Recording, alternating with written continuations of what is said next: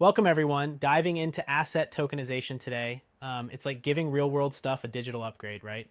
Oh yeah, absolutely. It's crazy how transforming physical assets like art or real estate into digital tokens on the blockchain is changing the game. Exactly. It's fascinating because this process creates tokenized assets that offer benefits like enhanced liquidity, fractional ownership, and improved transparency by leveraging blockchain technology. Yeah. It's a true revolution. And, by moving these assets online, you're not just cutting out some inefficiencies, you're literally opening up the market to more investors. Right. Consider real estate. Before, if you wanted to invest, you had to buy a whole house. Now, with tokenization, you can own a fractional share of a property, making investments accessible to a broader audience. That's a powerful idea, democratizing investments through fractional ownership. But how do these tokens actually represent value? So, the idea is to verify the asset's ownership legally and then transfer it to a blockchain platform where smart contracts manage the ownership and transactions. It's like turning an artwork into hundreds or thousands of small tokens that represent shares in it. And that's what brings liquidity. Yes. I see. The blockchain ensures that every transaction is recorded transparently. So there's a solid trail behind who owns what, which is super useful in high-value markets like fine art or luxury items. Absolutely. And it also slashes fraud risks because of the immutable ledger. It basically means that once a token is on the chain, you can trace its entire history without any tampering.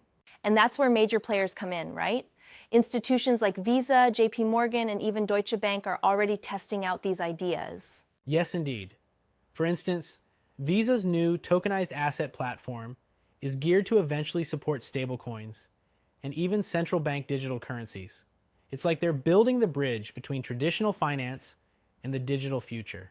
Yep. Speaking of building bridges, I was reading that tokenized money market funds have already exceeded $1 billion in value earlier this year. Amazing, huh?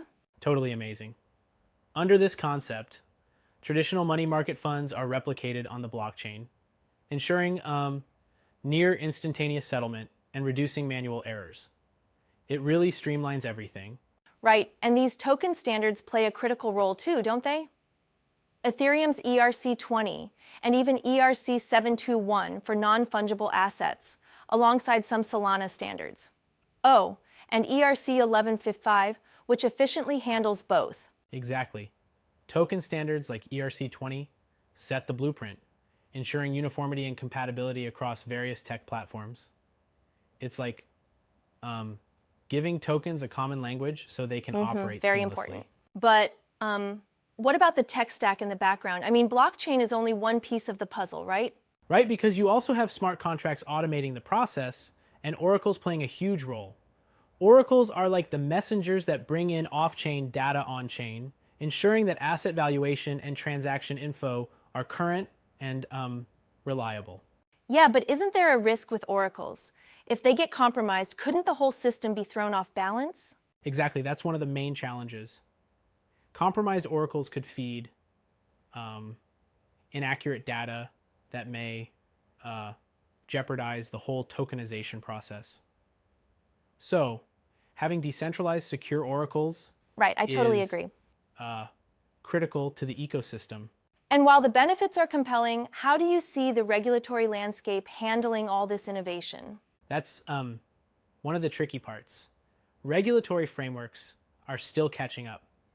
Some regulators are exploring the idea through sandboxes, like the Digital Securities Sandbox by the UK's Financial Conduct Authority, to test these innovations under controlled conditions. But isn't that a bit risky? I mean, using sandboxes is a good start, but the industry still faces a lot of uncertainty. True, I see your point. Regulatory clarity is key for complete adoption. Without clear, harmonized rules, especially cross-border, it remains challenging to transition smoothly from traditional assets to tokenized digital ones. So on one hand, tokenization promises liquidity and transparency, but on the other hand, regulatory and technical challenges could slow down its true potential. Exactly. And then there are smart contract vulnerabilities. Even though blockchain is secure by design, a flaw in a smart contract can expose token holders to risk. It's very much a work in progress. I guess it comes down to continuous improvement, both in the technology itself and in the regulation that supports it, right? Right. It's like a dance between innovation and regulation. Both need to keep pace to ensure safe, efficient markets. Can't argue with that. And then there's the evolution of tokenization solutions, starting from single-chain approaches to multi-chain and even permissioned special-purpose blockchains. How important is that evolution? It's huge. Single-chain systems are simpler, but can be limited in scalability and interoperability. Multi-chain solutions, however, open up a broader arena for liquidity and lower transaction costs, while permissioned blockchains add an extra layer of compliance and confidentiality. It's like moving from a bicycle to a sports car. The fundamentals are there, but the efficiency and speed are totally enhanced. Absolutely. That's a great analogy. But let me challenge that a bit. Don't you think the interoperability issues between blockchains might lead to fragmentation in the market rather than a unified structure? That's a fair point. There is a risk of fragmentation if standards aren't aligned and systems can't communicate effectively. However, ongoing efforts around common token standards and interoperability protocols are trying to address those very concerns.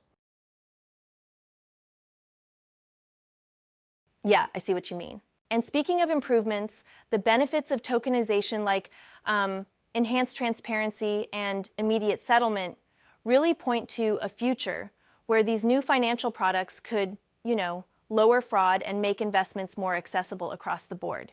Exactly. And this is already transforming asset classes like money market funds. Tokenized MMFs are a tangible example, providing low-risk investment opportunities coupled with the benefits of 24/7 transactions and instant settlement.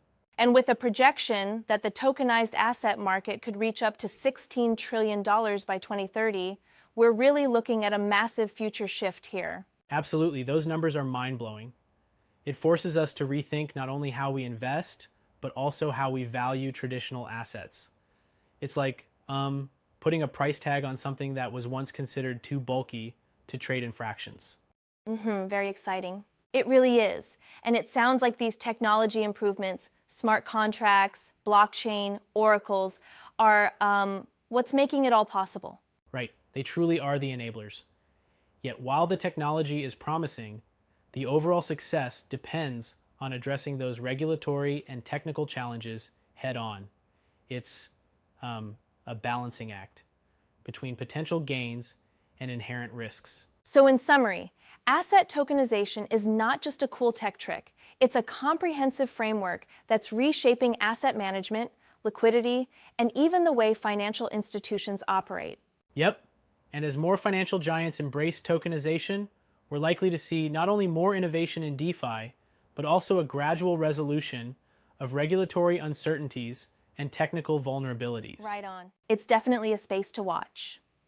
Thanks for the engaging discussion on how tokenization is redefining traditional asset trading. My pleasure. Cheers to a future where digital tokens unlock new opportunities for everyone, revolutionizing our financial world one asset at a time.